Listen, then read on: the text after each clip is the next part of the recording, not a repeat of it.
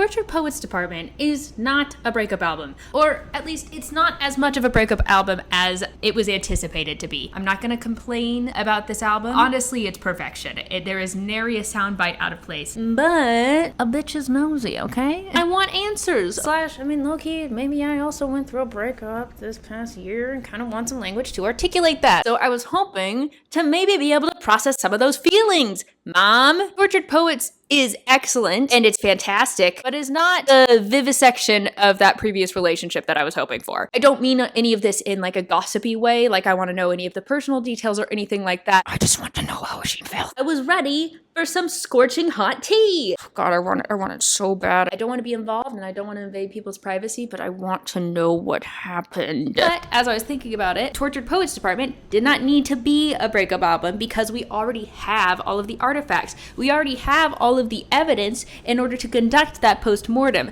So without further ado, let's conduct it, shall we? It was dangerous. I could have knocked that over. I want to put together a definitive what happened playlist. So maybe I should name this video Making the Breakup Album of Heartbreak Bangers That We Were Promised. Call it The Artifacts. Here's my theory. I think that we have had all of the evidence indicating that the road has been a little bit rocky going back for a long time, like since Lover. I'm just saying. And it is not lost on me that I am doing the exact thing that Taylor complains about in How Does It End on Tortured Poets. I get it. I heard it. I understand. I know I'm a psycho, okay? This is not to pry into their private lives. This is to satiate my own curiosities and craft some closure that we kind of expected to get, okay? Fair? I'm making a playlist. I'm not just being nosy. I'm not just gossiping.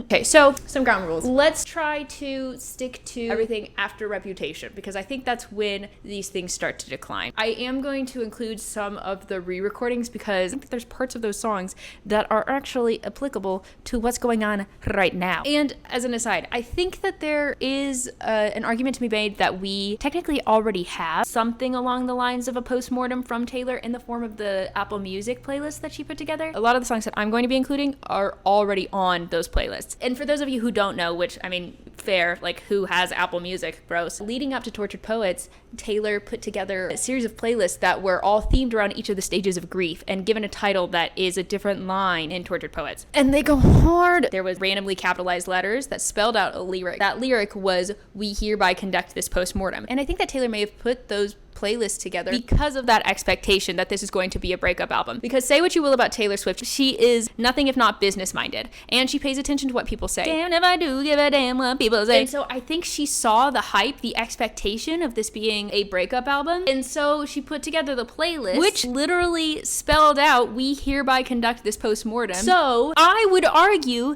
that the playlists are the postmortem. So that's what I'm gonna do. I'm gonna break down the playlist and specifically apply it to this relationship and cut out all the smoke and mirrors that she's been including in order to maintain her innocence. Dr. Allison, plausible deniability Swift, everyone. So let's start Lover era. There are definitely some songs on Lover that are just crazy anxious attachment after anxious attachment. To the outside, she keeps on claiming this is the best thing, everything's great. If we examine some of the lyrics though, even in the love songs, for example, I'm highly suspicious that everyone who sees you wants you. Cornelia Street, I'd never walk Cornelia Street again. Not super indicative that you have that gut feeling that you're gonna last. See what I'm saying? Like even the love songs have anxious attachment, not healthy, grounded security. And my theory is because their relation started at a point where Taylor was isolated. Started in the midst of the Kim and Kanye scandal, where she was very private. She was not talking to anyone, okay? By the time that Lover rolls around, that's when she's going more into the public. And that's just not Joe. And I think that's when we start to see this window into things being more rocky. So let's start our playlist, shall we? I'm gonna start with Lover. That is our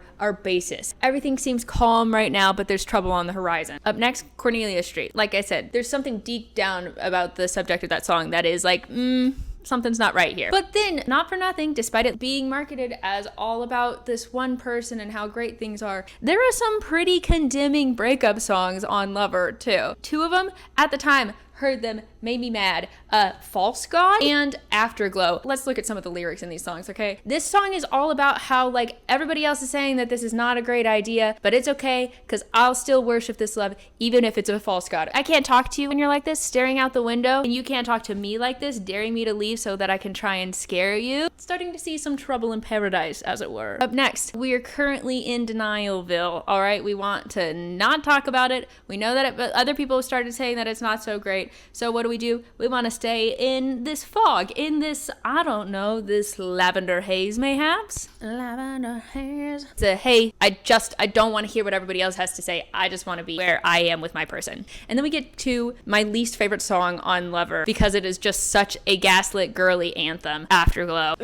I blew things out of proportion. I'm the one who did things wrong. It's all in my head. I'm sorry that I hurt you. Okay, sure. But also, no, I don't like that. That's just such a classic. I guess I have to take the blame because you're not willing to admit that you took part in this. Fighting with a true love is boxing with no gloves. Oof, oof, oof. Oh, gosh, revisiting this is so crazy. Like, we'll just want to lift you up and not go. Like, oh, the foreshadowing. Come on. Back to a timeline.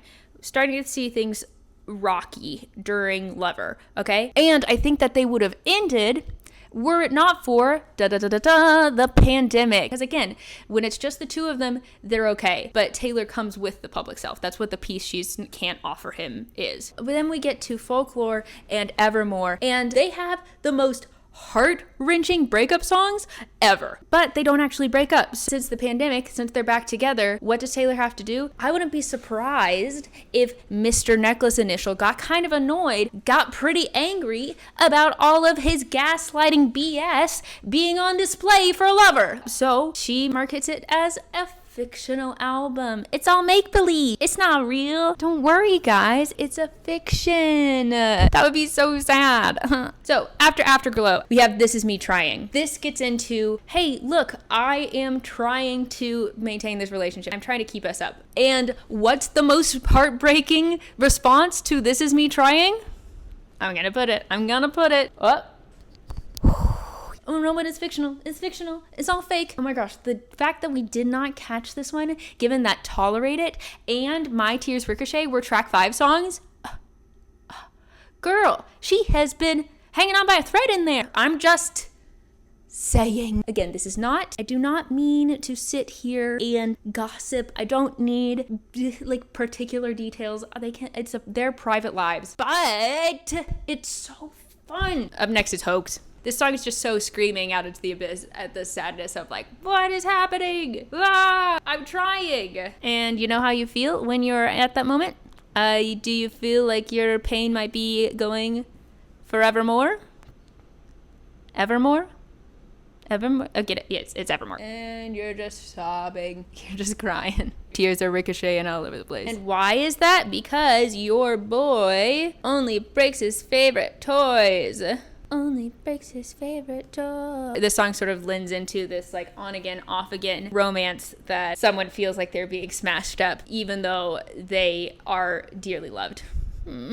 Sad. But if you're getting smashed up into pieces, what do you feel like? You're losing me. Oh my God. Quite possibly the rawest breakup song of all time. With Midnights, I think the tactic was, this is from a lot of my past lives. It's not just about what's currently going on, because I think they ended way earlier than they let the public know. I'll go to my grave claiming that Question is about Maddie Healy. And then Bejeweled comes along, and I think this is one of the most insightful moments into their relationship. I've been too kind. You're walking around my peace of mind in shoes that I bought you, and best believe I'm still bejeweled. Like, I am still going to be that shiny mirror ball, even if you are going to mistreat me. And in fact, I'm gonna go out right now, and when people ask me, do I have a man, I can say, I don't remember. I miss you, but I miss being all of me more. Don't give me your crumbs when I want to be like a big part of you. Oh gosh, this freaking it makes me so mad, but it's fine. And now it finally comes time to say goodbye. You know what saying goodbye feels kind of like? Feels like death by 1,000 cuts. Again, more evidence that things were rocky since Lover, because you're not gonna sing about how you die from a million little things that build up over time unless you are in a relationship that's doomed from the start. Death by a Thousand Cuts. You ask the traffic lights, is it going to be all right? They say, I don't know. You don't know either, all right? Is it over? Is it not? Is it over now? I know that the story is that this song was written during 1989 era. However, may I present the lyrics to this song? Your new girl is my clone. Have you seen Joe's new girl? That looks like a girl who would be asking about the club that Taylor founded. I'm just saying. You think I didn't see you? There were flashing lights. The whole Instagram debacle? The photographs of them hanging out? At least I have the decency to keep my nights out of sight. Only rumors about my hips and thighs and my whispered sighs. Oh, Lord. I think she's saying, do you think I didn't see that? I have eyeballs. At least I kept that shit to myself. At least I kept things quiet because you got upset previously. So I've been working really hard to make sure that this is all anonymous, but now I'm not going to play nice anymore. And you know what? Allah, thank you, Amy. Both of us are going to know that this is a song that I wrote about you, and we're going to be the only ones. Because I wrote it way back. Don't believe it for a second. And so, what do you have to do? You have to say goodbye, even to this person who is bigger than the whole sky. If that person is confused while you're leaving, they're like, what's going on? You gave no signs. You're like, I gave so many signs. Why? Because they are in exile. Part of this song was written by Joe, so it's not quite as applicable, but never claimed to be an expert.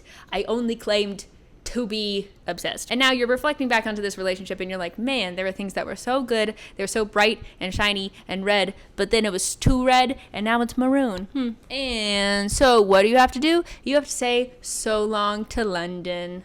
Aww. 2 graves, 1 gun. Now you've said so long to London. Where are you? You are on a bench in Coney Island, wondering, where did my baby go? While you are on that bench in Coney Island, you've got your sad girl thoughts, such as, I said that you were the love of my life 1 million times, but you were the loss of my life. Lamo.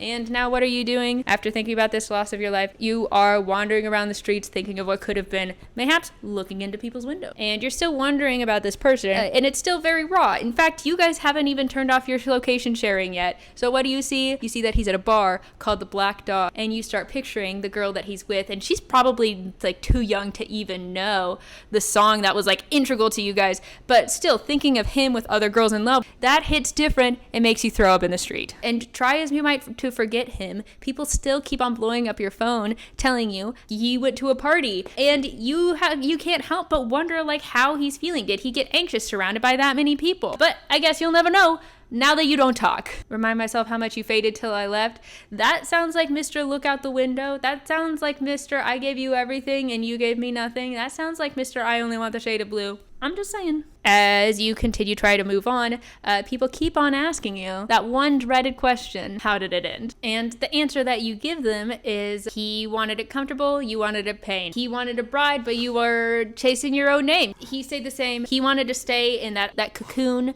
of isolation forever, but you wanted to be bigger than that. He was sunshine, you were midnight rain. Taylor, we all know that you were the sunshine, shut up. But now you're trying to find your own happiness, but at the same time, you're learning to accept some things that you can't control. And in retrospect, you can admit, like, there was happiness because of you. You were conflicted. Like, when you take a step back, when you remember it, you're so angry, but you can also acknowledge that there was good things that happened. And it isn't necessarily that that person is fully the villain. And you know that there will be happiness eventually in the next version of you, but you haven't met her yet. And as you become this more enlightened and more wise version of yourself, you can acknowledge, like, it would have been fun if you would have been the one, but it didn't work out. And finally, to wrap it all up, sometimes you still read over the text. Sometimes you still look at the iPhone notes. Sometimes you still read over the story of us. You look at the manuscript. But given who you are and your art, this story is no longer yours. It belongs to me, little gremlins who want every little crumb of celebrity gossip.